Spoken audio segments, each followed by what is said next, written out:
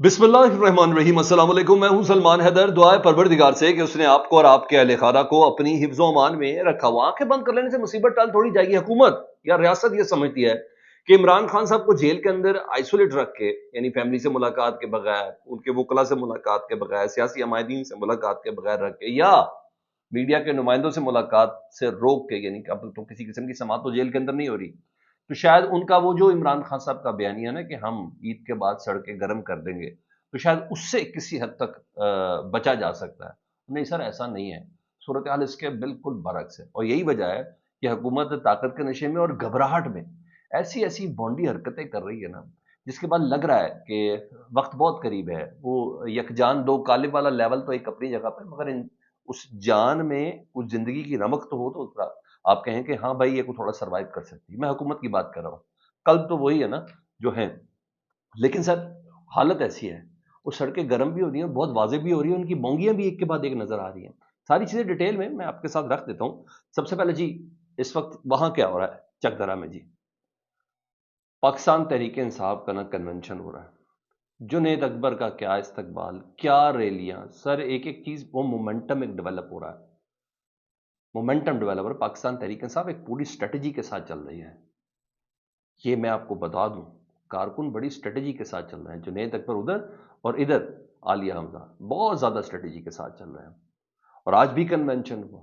सिर्फ एक ही जुमला सुन लें, आपको बहुत सी चीजों का अंदाजा हो जाएगा। क्योंकि याद है आपको, अली अमीन गंडापुर साहब ने ये कहा था कि अगर एनएफसी अवार्ड का हिस्सा हमें इस अप्रैल के महीने तक नहीं दिया गया, तो हम सरकारी मुलाजमीन समेत, पुलिस समेत, जो भी सेक्रेटेरिएट के मुलाजमीन समेत, हम इस्लामाबाद की तरफ मार्च करेंगे। जुनैद अकबर साहब कहते हैं नहीं, ऐसी कोई चीज़ नहीं है, हमने कोई पुष्पराई नहीं लेनी। उन्होंने कहा हम सरकारी मुलाजमीन के साथ नहीं निकलेंगे, बस एक इमरान खान की कॉल पर निकलेंगे, और जिसने गोलियां चलानी है वो चला ले, जिसने जो करना है कर ले, हम निकलेंगे। तो सर मैं आपको बता रहा था कि इस तरीके से एक तरफ पिक्चर ड्रॉ है। दूसरी तरफ घबराहट का आलम देखें। वो कहते हैं ना, चलिए रस्म ना कोई सर उठा के चले। भाई तुमने 81,000 वोट कैसे ले लिया? हालांकि हालांकि उमरकोट का ये जो इलेक्शन था, एन 213 का, और जो लाल मल्ली है, वो तो जीता हुआ है उनके मुताबिक। जिस तरीके से प्रोटेस्ट हुआ, एहतजाज हुआ, उसको लाठीचार्ज किया, जो कुछ। लेकिन सर कुछ भी हो, वडेरों और वो मीरों और पता नहीं किस किस को एक आवाज तो लग गई ना। और कल हमने रही सही कसर देख ली बिलावल साहब के उस जलसे में, कि क्या लोगों की तादाद थी यार। लोग टहल रहे थे, इतना बड़ा जलसा था कि लोग उसमें घूम रहे थे। और ड्रोन फुटेज ने सबको जारी कर दिया। ये भी बड़े तरीके से जारी होता है, ये ऐसे नहीं जारी होता। इसके लिए पूरी वजारत इत्तलात एक्टिव होती है कि भाई बताओ ज़रा इनकी मकबूलियत क्या रह गई है। और सर हमें छोड़ के ना जाना, ये मैं आपको बता दूं। अगर हमें छोड़ गए तो फिर देख लें आपकी मकबूलियत क्या है। इसको एंजॉय कर लें आखिरी बार, इस इक़्तिदार को जिस तरीके से आपने एंजॉय करना है। तो भाई लाल मल्ली ने तो एक बार आवाज़ दे दी, उसको गिरफ्तार कर लिया। जी हाँ, पीटीआई के कैंडिडेट लाल मल्ली को गिरफ्तार किया, भारी नफरी ने गिरफ्तार किया। और इस वक्त जिस जगह पे गिरफ्तारी है, वहाँ लोगों की बहुत बड़ी तादाद पहुँच चुकी है। और सर वो सिंधी वडेरों के अंडर चलने वाले नहीं, वो लोग नहीं हैं जी। ये तब्दीली आ चुकी है। वो एक सीन पूरा क्रिएट है, आपको मीडिया नहीं दिखाएगा। लाल मल्ली तुमने आवाज़ क्यों बुलंद की? तो डीसी के बाहर एहतजाज क्यों किया? तुमने फॉर्म 45 47 क्यों मांगा? तुमने फुटेजेस क्यों जारी की धांधली की? तुमने प्रिजाइडिंग ऑफिसर्स की फुटेजेस क्यों जारी की? तुमने डब्बों के अनसील होने की फुटेजेस कैसे जारी की? तुमने छापे लगाने वाली, मोहरे लगाने वाली फुटेजेस क्यों जारी की? ये उमरकोट का नतीजा सर। हो गया। मैं कहता हूँ इलेक्शन तो इधर जीता हुआ काम है। अच्छा, उधर आलिया हमजा साहबा को रात को गिरफ्तार किया, और अब तो उनको जुडिशल पे पहले भेजा, और उसके बाद अब उनकी जमानत पर रिहाई हो गई है। लेकिन Alia Hamza did her work, उसने तो अपना काम कर लिया। उसका क्या खिताब था यार। उन्होंने कहा एक और एजाज है, एक और मेडल है जो गिरफ्तारी की गई है। मैंने आपको कहा था इसीलिए टेक्निक ये थी कि आखिरी पहर दिन के पैक करें, ताकि भाईजान किसी किस्म की कोई जमानत जुडिशियल हो जाए तो वह केस में तो कोई है ही नहीं, उसने कोई पत्थर मारे ही नहीं किसी को। उन्होंने कहा 4 अफराद है, उनको मुझे ये कह के जाने लेके गए कि हम आपके 4 अफराद देते हैं, चले आप हमारे साथ चलें। उन्होंने कहा बुलाए कुरान पे आईओ जो इन्वेस्टिगेशन ऑफिसर है वो पूछ ले। और सर उसकी रिहाई होनी थी, हो गई सारी। पे किस किस तरीके से रख सकते थे? एमपीओ शैम्पियो बना ले तो वो एक अलग बात है, अली हमजा के साथ उसका खतरा है। لیکن سر یہ بونگیاں ہیں تو دیکھ لیں، اور انہی بونگیوں کے دوران دیکھ لیں، میں نہیں کہتا آصف علی زرداری صاحب نے اپروول دی تھی نیرو کی، نہیں دی تھی، بلاول صاحب کیا کہہ رہے ہیں، میں اس کی بات نہیں کر رہا۔ کل سر مس مینجمنٹ کی حالت چیک کر لیں، کل تک دریائے سندھ پر نئے کنال اور کارپوریٹ فارمنگ کے خلاف پورے سندھ بھر میں، کراچی سے میرے حیدرآباد سے پورے سندھ بھر میں کل شٹر ڈاؤن کا اعلان کر دیا گیا۔ کل سندھ بھر میں تمام کاروباری سرگرمیاں معطل رہیں گی۔ پہلے تو سڑکیں بلاک تھی نا، کراچی لاہور کی جو شاہراہ ہے وہ بلاک تھی، کسی جگہ پہ حیدرآباد میں ہو رہا تھا، کہیں سکھر میں ہو رہا تھا، کہیں عمر کوٹ میں ہو رہا تھا، کہیں پٹی دن میں ہو رہا تھا، یہ ہو رہا تھا پانی کا۔ سر پورا صوبہ ہی بند ہے کل، لو کر لیں آپ کر لیں کام۔ ہاں اصل حقائق اگر آپ نے جاننے ہیں تو بھائی جان وہ آپ ذرا اس بندے سے سن لیں، آپ کو بڑے اچھے سے تازہ ہو جائے گا، مفتاح اسماعیل صاحب۔ وہ کہہ رہے جناب کنال سندھ اور پنجاب کا مسئلہ نہیں ہے، مفتاح اسماعیل صاحب کہتے ہیں۔ انہوں نے کہا پہلے پانی کی قلت تو پھر کسی کا پانی اور کم کر دیں، کیسے مسئلہ یہ حل ہوگا؟ اس طرح کنال بنیں گی تو بگاڑ پیدا ہوگا۔ اس وقت آپ غریب کسانوں کا پانی کاٹ رہے ہیں، کسان کہیں کا بھی ہو برداشت نہیں کرتا۔ یہ بات سب کو بتائیں گے کنال کا پانی کہاں سے آئے گا، ہر سیزن میں کہاں سے آئے گا۔ ایمانداری سے بھیجا جائے تو 2 دن میں یہ مسئلہ حل ہو سکتا ہے، اگر بیٹھ جائیں ایمانداری سے تو 2 دن میں یہ مسئلہ حل ہو سکتا ہے۔ جمہوری طریقے سے سلجھانے کی کوشش کریں، اس کی فیصلے بنا کام کیسے چلے گا جب تک عوام کو اعتماد میں نہیں لیں گے۔ پیپلز پارٹی اس مسئلے پر اپنا فرض پورا کر رہی ہے یا نہیں، یہ عوام نے ڈیسائیڈ کرنا ہے۔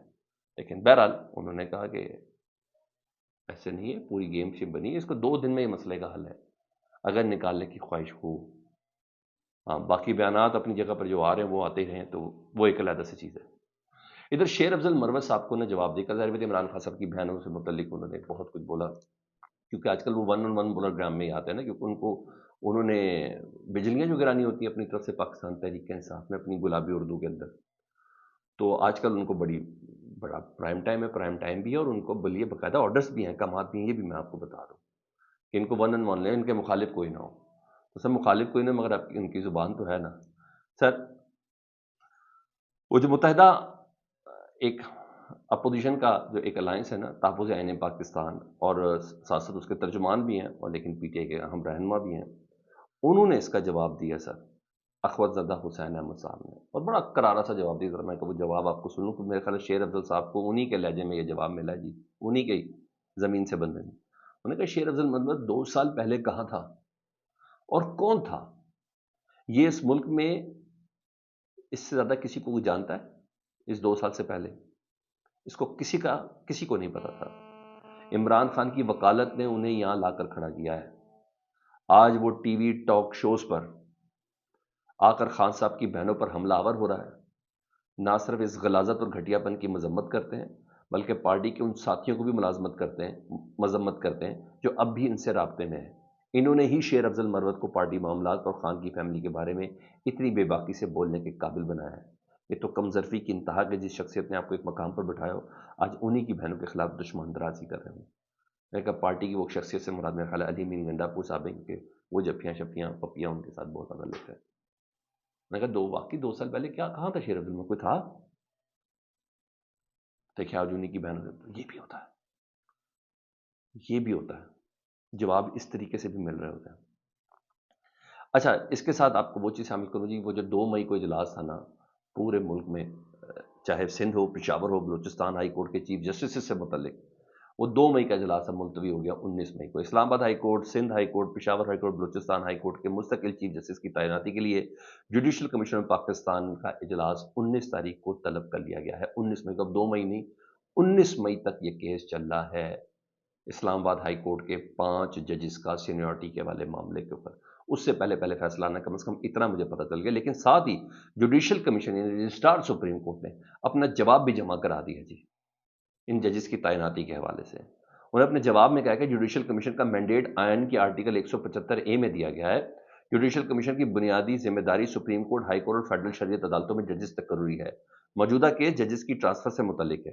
ججز ٹرانسفر میں آئین کے مطابق جوڈیشل کمیشن کا کوئی کردار نہیں ہوتا، یہ ہمارا کوئی کردار نہیں کہ ان ججز کی ٹرانسفر ہم نے کی ہو، لاہور ہائی کورٹ سے 15 نمبر کا جج لائے ہوں یا سندھ ہائی کورٹ سے لائے ہوں یا بلوچستان سے لائے، ہمارا اس میں کوئی تعلق نہیں۔ جوڈیشل کمیشن نے لکھ کے دے دیا جی، انہیں کہ جو بھی کام ہے آئین کی آرٹیکل 200 کے تحت نہ صدر نے اپنی ثوابدید استعمال کی ہے۔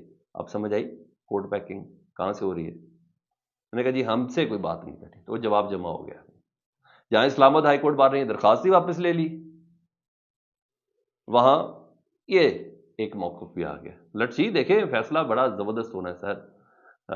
کاش کوئی ایسا ہو کہ ان فیصلوں کے اوپر اپنا زبردست قسم کا ان پٹ دے سکے. بہرحال اب ادھر سپریم کورٹ کے جو چیف جسٹس صاحب ہیں، یحییٰ فریدی صاحب، جسٹس امین الدین صاحب اور دیگر اور ججز، وہ جا رہے ہیں اب کہاں؟ چائنا میں ایک کورس کے لیے یا ایک کانفرنس کے لیے.